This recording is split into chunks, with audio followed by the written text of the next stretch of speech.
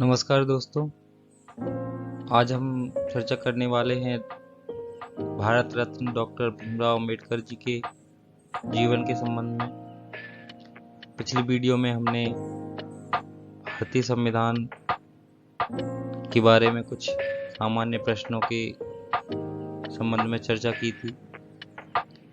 भारतीय संविधान की चर्चा हो और डॉक्टर भीमराव अंबेडकर जी का जिक्र न किया जाए, ऐसा संभव नहीं है।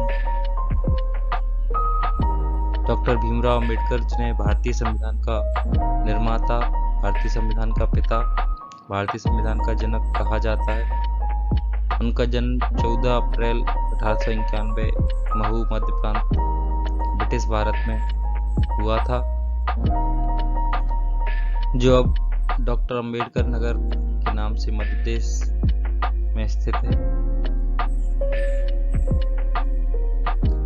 अंबेडकर जी रामजी, मालोजी, सकपाल और भीमाबाई की 14वीं व अंतिम संतान थे।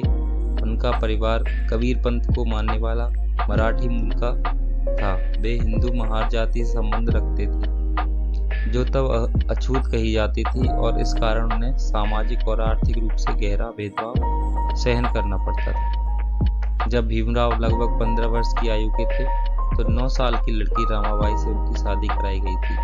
तब वे 5वीं कक्षा में पढ़ रहे थे। उन दिनों भारत में बाल विवाह का प्रचलन था। डॉक्टर साहब की शिक्षा मुंबई विश्वविद्यालय से बीए, कोलंबिया विश्वविद्यालय से एमए, पीएचडी, एलएलडी और लंदन स्कूल ऑफ इकोनॉमिक्स से एमएससी, डीएससी, ग्रेज इन बैरिस्टर लॉ आदि उपाधियां उन्होंने प्राप्त की थी। गुरु और उपास्य देवता डॉक्टर साहब के जो थे, डॉक्टर साहब ने कहा था कि उनका जीवन 3 गुरुओं और 3 उपास्यों से सफल बना है। उन्होंने जिन 3 महान व्यक्तियों को अपना गुरु माना, उसमें उनके पहले गुरु थे तथागत गौतम बुद्ध तथा दूसरे गुरु थे संत कबीर जी, और तीसरे गुरु महात्मा ज्योतिराव फुले थे। उनके 3 उपास्य देवता ज्ञान, स्वाभिमान और शील थे। डॉक्टर साहब सन 1936 ईस्वी में स्वतंत्र लेबर पार्टी की स्थापना की, जो 1937 ईस्वी की केंद्रीय विधानसभा में 15 सीटें जीती। 15 मई 1936 को डॉक्टर साहब द्वारा अपनी एक पुस्तक एनिहिलेशन ऑफ कास्ट, जाति प्रथा का विनाश, प्रकाशित की गई। डॉक्टर साहब सन 1942 से 1946 ईस्वी तक वायसराय की कार्य परिषद में श्रम मंत्री रहे।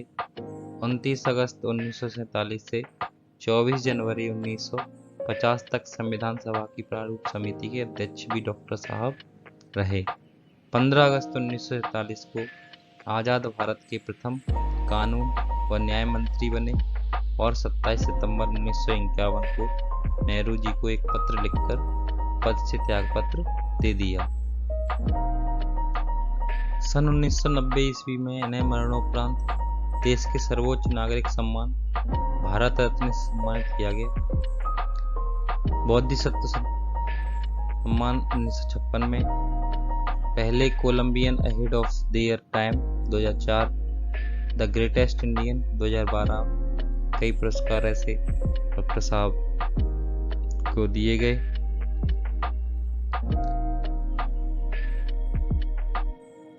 संविधान के निर्माण में डॉक्टर साहब का एक महत्वपूर्ण योगदान था। ब्रिटिश सत्ता को देश से उखाड़ फेंकने की कवायद तो सालों से चल रही थी। पहले स्वशासन फिर स्वराज्य प्राप्ति की अवधारणा के बाद 15 अगस्त 1947 को देश आजाद तो हो गया, परंतु उसकी व्यवस्था अभी भी ब्रिटिश राजतंत्रात्मक थी। इसे तोड़ने और देश में लोकतंत्र की स्थापना और स्वदेशी व्यवस्था बनाने हेतु आवश्यकता थी अपने संविधान की।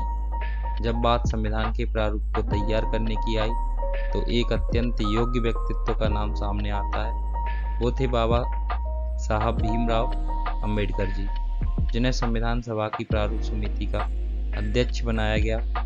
इन्हें ही भारतीय संविधान का जनक भी कहा जाता है। इन्होंने संविधान की धारा 370 का विरोध किया, परंतु इनकी इच्छा के विरुद्ध भी इस धारा को संविधान में सम्मिलित किया गया। डॉक्टर साहब का धर्म परिवर्तन। देश में सर्वाधिक शिक्षित व बुद्धिजीवी व्यक्तियों में होते हुए भी इन्हें हिंदू धर्म की जाति व्यवस्था के कारण समाज में अछूत नाम दिया गया।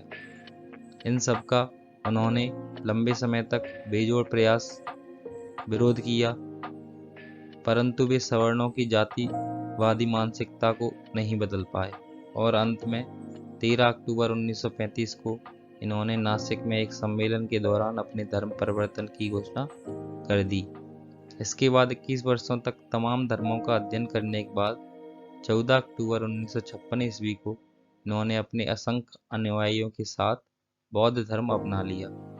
धर्म परिवर्तन की घोषणा के इतने सालों बाद तक विभिन्न धर्मों का अध्ययन करने का एक कारण यह भी था कि वो चाहते थे कि जब वे धर्म परिवर्तन करें तो उनके साथ उनके हजारों अनुयायी भी धर्म परिवर्तन करें। मृत्यु। सन 1948 ईस्वी से ही डॉक्टर बाबा भीमराव अंबेडकर जी मधुमेह से पीड़ित थे। सन 1954 में इनका स्वास्थ्य बहुत खराब होने लगा। 6 दिसंबर 1956 को दिल्ली में डॉक्टर भीमराव अंबेडकर जी ने अपनी देह त्याग दी। इनका समाधि स्थल चैत्य भूमि मुंबई महाराष्ट्र में है। इसी के साथ आज की वीडियो समाप्त होती है।